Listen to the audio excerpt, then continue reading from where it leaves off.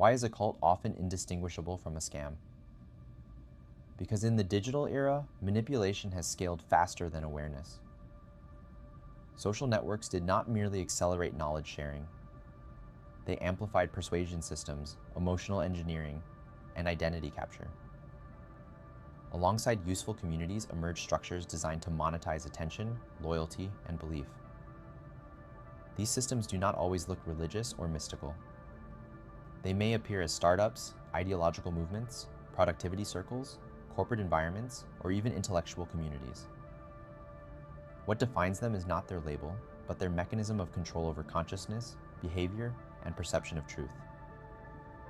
Philosophy and skepticism remind us that any system claiming exclusive access to knowledge, enlightenment, or awakening deserves scrutiny. Historically, human groups formed around shared metaphysics, spirituality, or ideology. Some cultivated wisdom, others cultivated obedience. The distinction lies in whether individual awareness expands or contracts. A practical analytical tool often used to examine cult-like influence is the BITE model.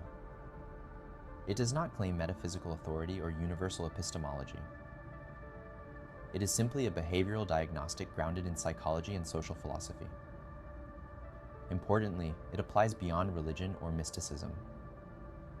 It can describe dynamics inside corporate hierarchies, social activism, influencer ecosystems, or any structure centered around authority and narrative dominance. Behavior control examines autonomy. Does the organization influence lifestyle choices, social interactions, financial commitments, or daily routines?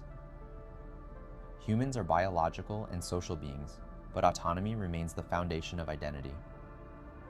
When external structures begin dictating how one allocates time, energy, or relationships, agency weakens.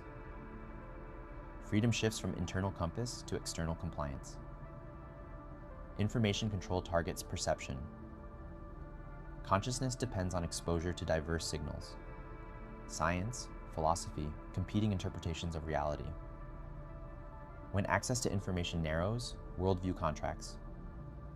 Systems claiming exclusive truth often limit sources. Label alternative knowledge as harmful, or elevate internal doctrine as superior epistemology.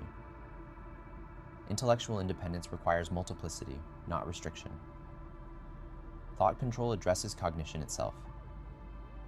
Dogmatic environments reshape reasoning patterns through metaphysical absolutism, ideological binaries, or ritualized language.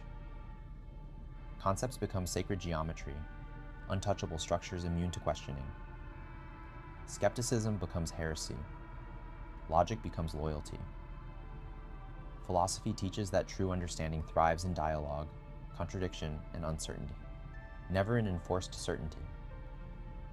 Emotional control is the most subtle layer. Guilt, fear, belonging, love, shame, or spiritual transcendence can be weaponized. Emotional manipulation binds identity stronger than logic.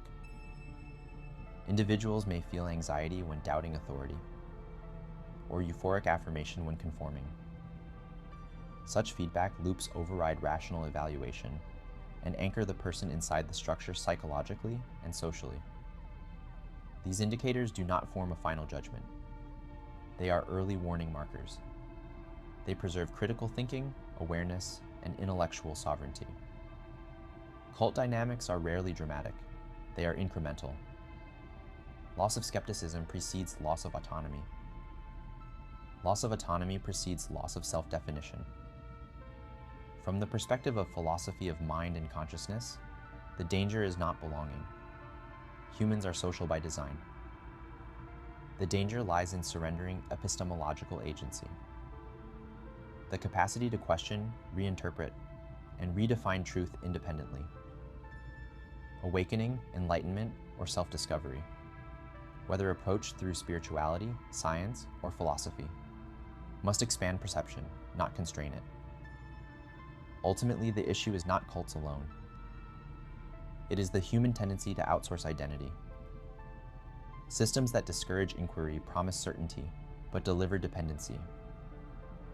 Intellectual independence demands discomfort, ambiguity, responsibility, and self-authored meaning. Critical awareness does not guarantee immunity, but it maintains one essential boundary.